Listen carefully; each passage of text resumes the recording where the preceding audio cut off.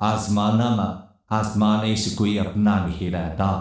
दूर तक आसमान पर चेहरा नहीं रहता। मेरा नाम फरहाद है, मेरी वाली तो चचा,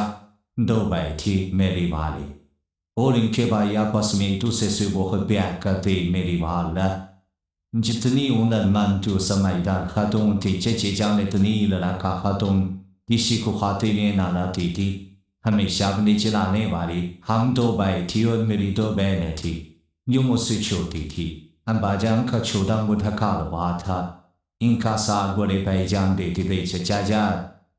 की चार बेटियां थी, जिनकी परवरिश थी वाला ने अपनी तरह की थी, जिद्दी और खुदसर, लेकिन सब मेरा मीन सबसे मुखले थी। शक्ल सूरत सिरन ने भी सावले, सरों शिकती खेल कोश वाले, नेक्स्ट काम के बहाने चचा की घर चला जाता। काम तो सिर्फ बहाना होता था, मुझे तो बस रमीन को देखना होता था। चाची जान की कड़वी खसारी बातें भी मुझे इसका सेना रोकी थी, मुझे तो बस रमीन के लिए चेता लपटी थी। कसनों की तंस खाती आंखें भी मुझे महसूस न होती थी। कभी कभी मैं रमीन के स्कूल पहुंच जाता, जहाँ वो पढ़ाती थी। आज भी मैंने देखा, इसकी छोटी का टाइम हो गया है। मैं सीधा स्कूल पहुंचा, रमीन को साथ लिया और कॉफी शॉप चला गया। रमीन बोली, जी साहिब भाई, आपने कुछ कहना था? मैंने तलब कर कहा, भाई तो ना बोलो, क्या तुम मेरे जज्बों से वाकिफ नहीं हो? इसने शर्मा कर सर झुका लिया। मैंने इसका हाथ पकड़ कर कहा, रमीन मेरा भरोसा करो, मेरे जज्बे सच्चे हैं, मैं तुम्हें सच्चे दिल से चाहता हूँ। सारी उम्र साथी भाने की ख्वाहिश है। रमीन कुछ तो बोलो यार, क्या मैं तुम्हें पसंद नहीं हूँ? रमीन बोली, नहीं नहीं। फरहाद भाई भाई भाई कहते हुए उसने झुका ली।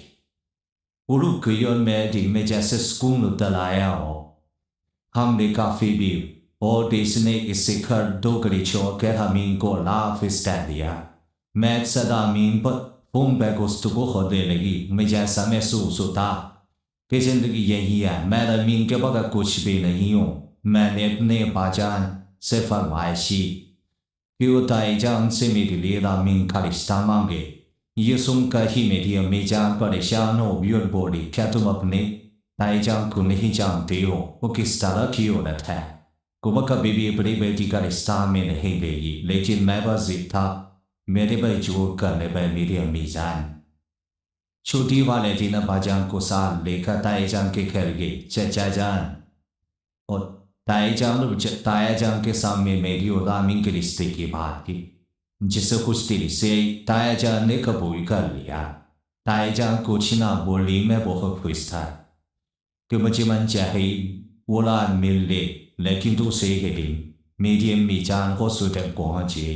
तायाजान ने अम्मी को फोन कर हो बेइज्जत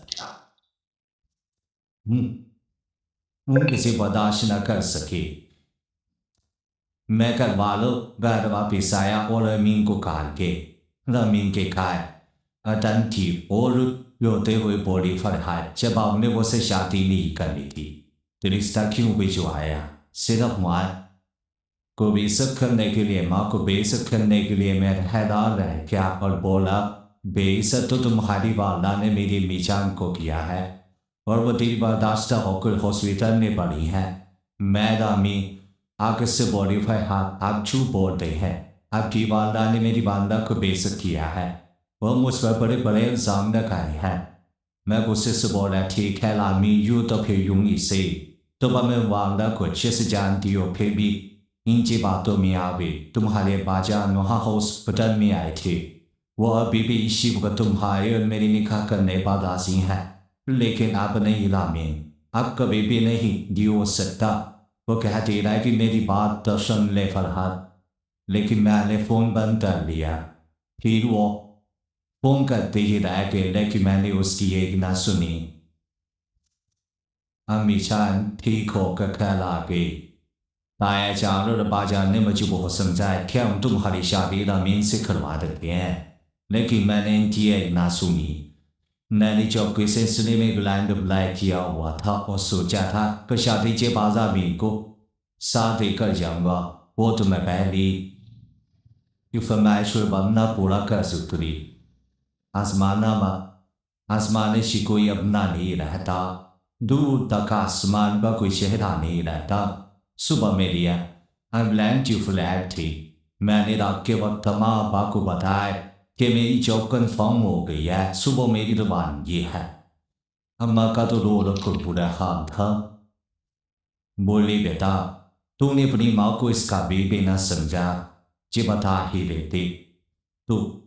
नम आंखों के साथ वो मेरे तो से मुलाकात है जहाँ कहीं रामीन के साथ आने का सोचा था यहाँ हर सहूलत मौजूद थी लेकिन मुझे पर सुकून ना था मेरे खोले कुछ मुझसे पूछे तुम्हारी आंखों में इतनी उदासी क्यों है क्यों इतने चुप चुप रहती हो क्या कोई अपना याद आता है तो यार फोन पर बात कर लिया करो इन्हें मैं कैसे बताता उसे अपने को तो मैं खुद ही जिंदा तक वो खाया आया हूँ उसकी आंसुओं का भी मुझ पर कोई असर ना हुआ अब वो मुझे बहुत याद आती है उसे मैं भूल ही नहीं पाया कैसे बोला तो मैं उसे 2 साल इसी तरह से गुजर गई जितना मेरा मीन को भूलने की कोशिश करता वो मुझे इतना ही याद आती अम्मी जान के भी बहुत खोल आती वो हर बार अम्मी से बात करने की कोशिश करती मैं फोन बंद कर देता कहीं मेरा दिल ना बिगड़ जाए मैं किसी सूरत बेटा मीन को माफ नहीं करना चाहता था उसने मेरा मान तोड़ा था आज मैंने तन्हा था तो इसकी वजह से ये अम्मी ही एक दिन मैंने दफ्तर से घर वापिस आया तो मुझे अब्बाजान की कॉल है जेमी जान की तबीयत बहुत खराब है वो तुम्हें बहुत याद कर रही है ये सुनकर मुझसे रहा नहीं गया मैंने सुबह ही अपनी टिकट कन्फर्म करवाई और पाकिस्तान पहुंच गया अम्मी जान की तबीयत वाकई बहुत खराब थी वो मुझे देख कर नीचे आंखों से आंसू जारी हो गए मैं भी सब न कर सका माँ के गले लगकर बहुत रोया मीजान के इलाज अच्छे डॉक्टर से करवाया न मीजान की अच्छी से थी कि मैं शादी कर लूँ रामीन से मुझे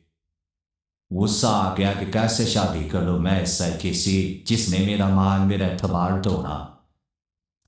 मैं एक पल में बेतबार कर दिया है मैं जैसे देवी बाचान से चाहा था मुझे वो मेरी ही नजरों में गिरा दिया मीजान बोली बस कर दो बेटा इसकी बहुत सजा को खोई चुकी है उसने अभी तक शादी नहीं की इन गुजरे हुए 2 सालों में वो हर रिश्ते से दूर हो गई है इसने खुद को अपने ही बनाए हुए खून में कैद कर लिया है वो किससे नहीं मिलती जुलती और इसके कई रिश्ते भी आए हर रिश्ते से इनकार कर दिया वो हर बार मुझसे माफी मांगती है कि तकरीबन मुझसे गलती हो गई मुझे माफ करिए मुझे फरहात इतबार करना चाहिए था लेकिन नहीं मेरी गलती है सच्ची सा मैं क्या करूं बेटा उससे उसके आंसू नहीं देखे जाते बेटा खुदा का वास्ता है रहमीन को अपना लो मुझे ऐसा महसूस हुआ जैसे मैं अपनी ही नजरों में बजरी मान गया हूँ मेरे पास नहीं चल रहा था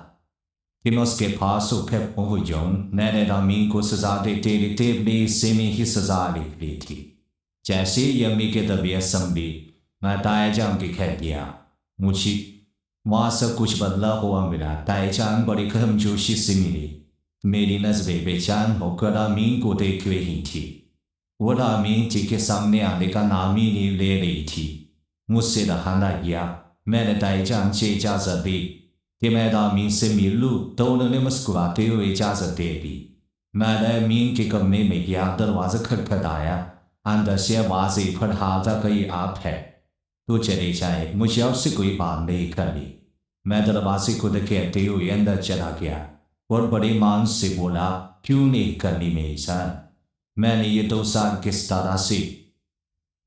खुद सजन करने में गुजारे हैं तुम्हें इसका अंदाजा ही नहीं है वो गुस्से से बोली मैंने तुझे जैसे ये फूलों के बिस्तर पर गुजारे हैं ना मुझकी और ज्यादा करीब हो गया बोला नहीं मेरी जान मैं गलती इसमें था अगर मुफामों से काम लेता है तो ये सब ना होता मुझे माफ कर दो मेरी जान मैं सिर्फ तुमने ही नहीं मैंने भी सजा काटी है मैं तुम्हारा मुजरिम ये कहकर मैंने उसके सामने दोनों हाथ जोड़ दिए उसने भी आंखों के साथ मेरा हाथ थाम लिया जैसे कह रही हो मैंने आंखों माफ कर दिया मैं रूह में जैसे सुकून उठा लाया हो